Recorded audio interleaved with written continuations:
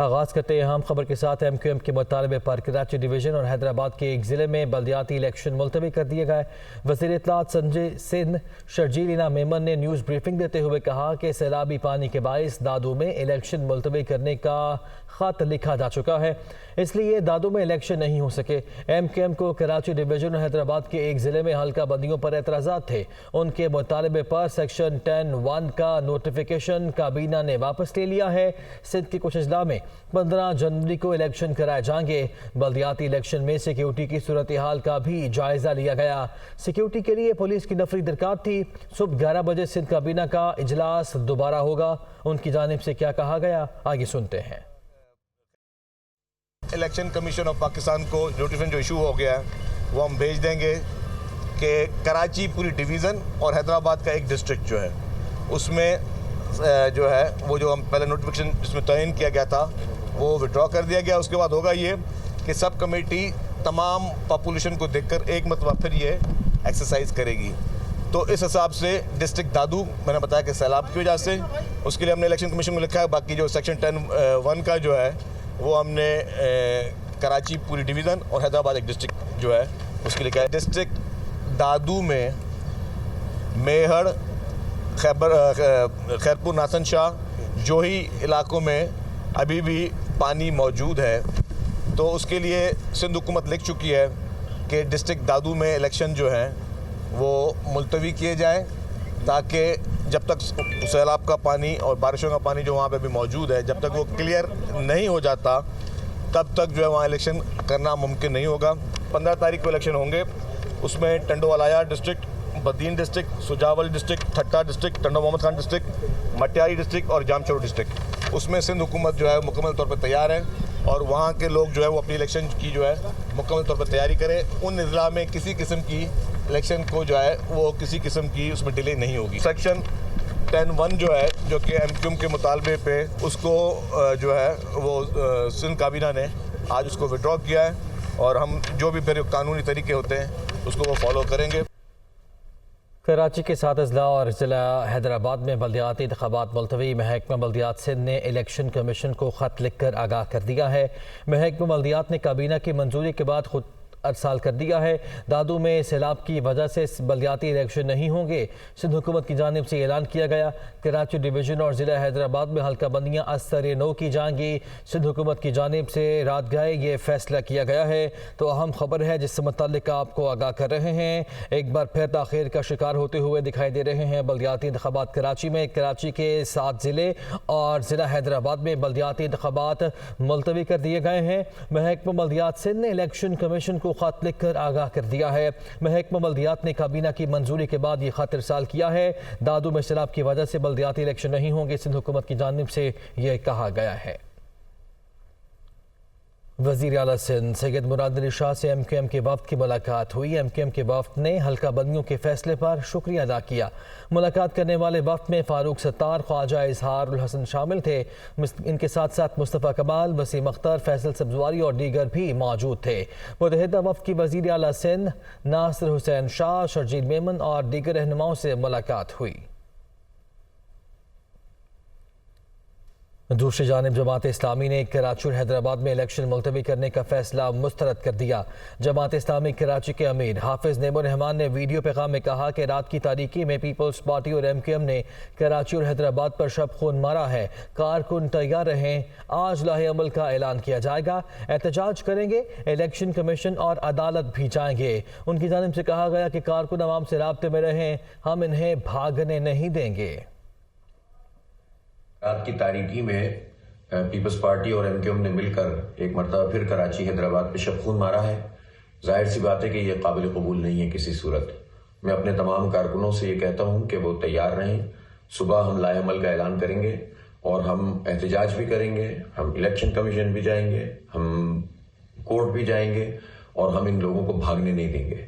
اور میں اپنے تمام کارکنوں سے کہتا ہوں کہ وہ عوام سے رابطے میں رہیں اور صبح اس بات کا انتظار کریں کہ میں میڈیا کے سامنے 10 بجے انشاءاللہ پورے لائحہ عمل کا اعلان کروں گا اور ہم تمام آپشنز پر غور کریں گے کہ کس طرح سے ہم عوامی رد عمل کے ذریعے سے اپنا حق حاصل کریں، اس لیے کہ یہ شب خون مارا گیا، یہ چھرا گھونپا گیا ہے اور ہمیشہ کی تاریخ دہرائی گئی ہے جب پیپلز پارٹی اور ایم کیو ایم نے مل کر کراچی کے عوام کے ساتھ یہ ظلم کیا ہے، کہیں کا نہیں چھوڑا ہے ہمیں، اور ایک امید پیدا ہوتی ہے اور اس امید کو بھی کھانے کی کوشش کرتے ہیں اور یہ وہ ڈاکو ہیں کہ جنہوں نے ہمارا سارا کا سارا جو حق ہے ہماری نوجوان نسل کا وہ چھین لیا ہے، ہمیں تعلیم سے محروم کیا ہے، ہمیں جو ہے وہ بنیادی سہولتوں سے محروم کیا ہے۔ تو انشاءاللہ میں صبح لاحمل کا اعلان کروں گا، کارکنان تیار رہیں، تازہ دم رہیں، حوصلے میں رہیں، یہ آپ کی جذبوں کو شکست نہیں دے سکتے۔ آپ نے اپنی محنت سے جس طرح عوام میں پذیرائی حاصل کی ہے اور عوام جس طرح جماعت اسلامی کے ساتھ کھڑے ہوئے ہیں، یہ اس سے بھاگ رہے ہیں۔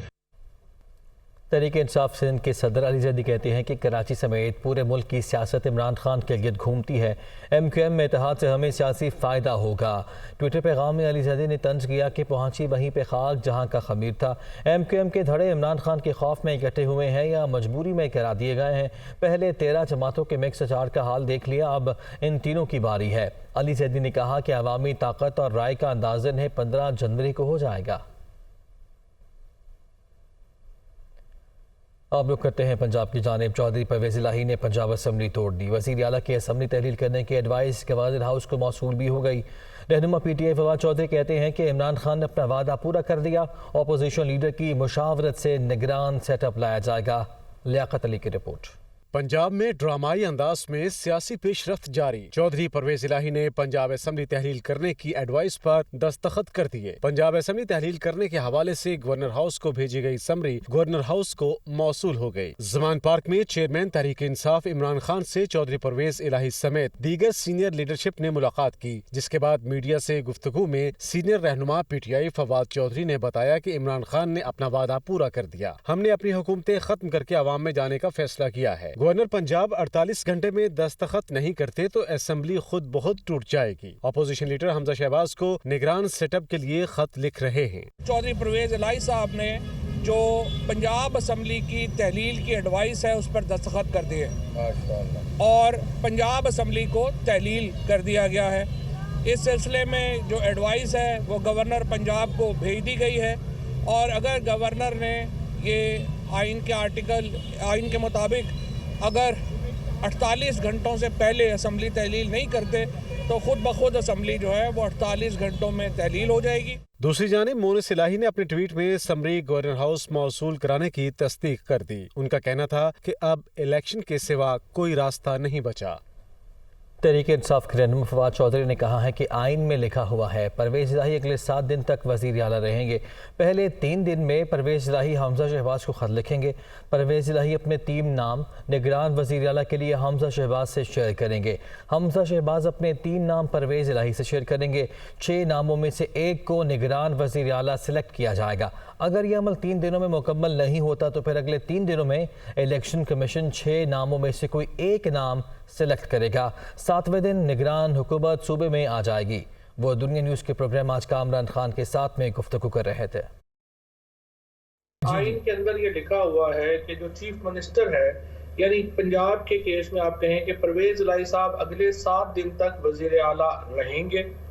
پہلے 3 دن جو ہے وہ پرویز الہی صاحب حمزہ شہباز کو خط لکھیں گے اور اپنے نام شیئر کریں گے ان کے ساتھ جو انہوں نے ایک کیئر ٹیکر چیف منسٹر بنانا ہے، اور حمزہ شہباز جو ہے چیف پرویز الہی صاحب کو لکھیں گے اور اپنے نام تجویز کریں گے، اور ان 6 ناموں میں سے ایک شخص جو ہے وہ کیئر ٹیکر چیف منسٹر کے طور کے اوپر اپوائنٹ ہوگا۔ لیکن اگر یہ 3 دنوں میں یہ عمل مکمل نہیں ہوتا اور تو پھر اگلے 3 دن جو ہے وہ الیکشن کمیشن ان 6 ناموں میں سے کوئی ایک نام سلیکٹ کرے گا اور اسے کیئر ٹیکر چیف منسٹر بنائے گا، اور 7ویں دن تک لازمی طور پہ کیئر ٹیکر حکومت جو ہے وہ اس صوبے میں آ جائے گی۔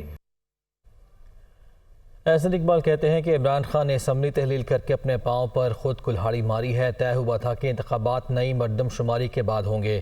احسن اقبال نے لندن میں دنیا نیوز سے گفتگو میں کہا کہ پنجاب میں انتخابات کے حوالے سے ابھی کچھ نہیں کہہ سکتے، مردم شماری ہونا باقی ہے۔ تازہ ترین صورتحال پر پارٹی کے اندر مشاورت جاری ہے۔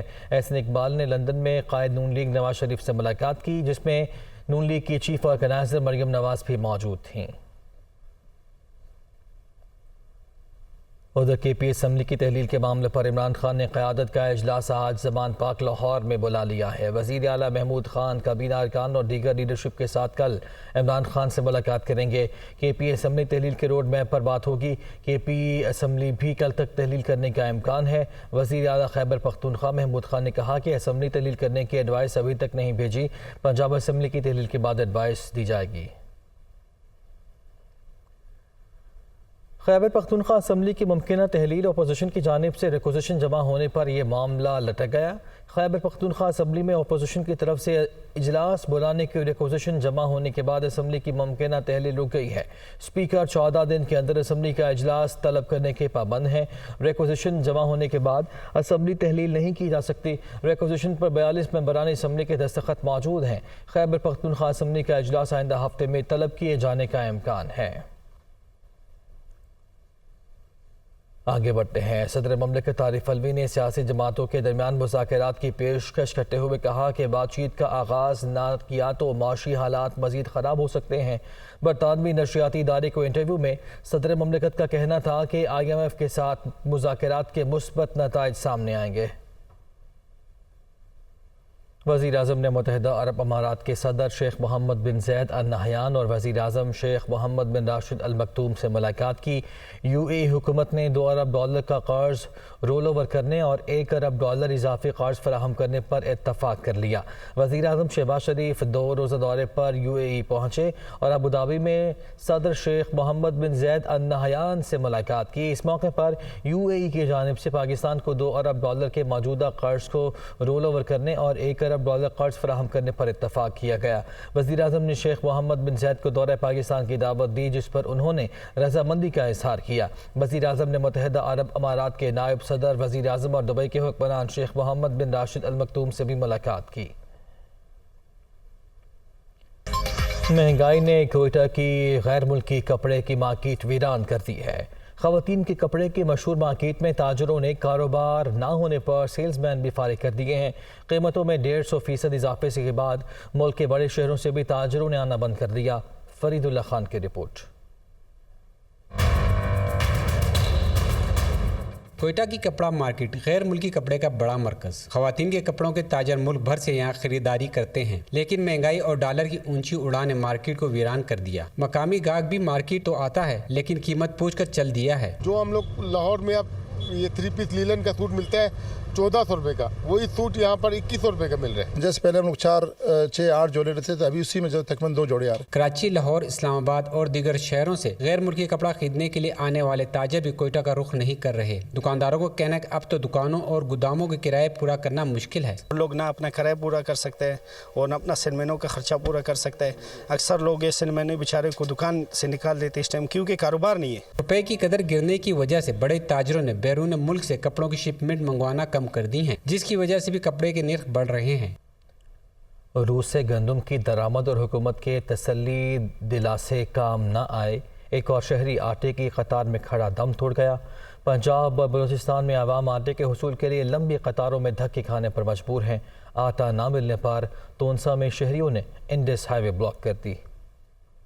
آٹا تو نہ ملا، موت مل گئی۔ خانے بال میں سستے آٹے کے لیے لمبی قطار میں کھڑا شہری سردی سے ٹھٹر کر دم توڑ گیا۔ سرفراز سستے آٹے کے لیے صبح سویرے سرکاری پوائنٹ پر قطار میں لگا تھا۔ انتظار کرتے کرتے سردی سے ٹھٹر کر گرا۔ اسپتال لے کر گئے تو ڈاکٹرز نے موت کی تصدیق کر دی۔ سستے آٹے کے حصول کے لیے پنجاب اور بلوچستان میں لمبی قطاریں لگی ہیں۔ آٹے کے گنے چنے تھیلے سرکاری پوائنٹس پر مہیا کیے جاتے ہیں۔ سستے آٹے کے لیے بنائے گئے پوائنٹس پر آٹا کم اور خریدار زیادہ۔ آٹے کے تھیلوں کے لیے چھینا جھپٹی جاری ہے۔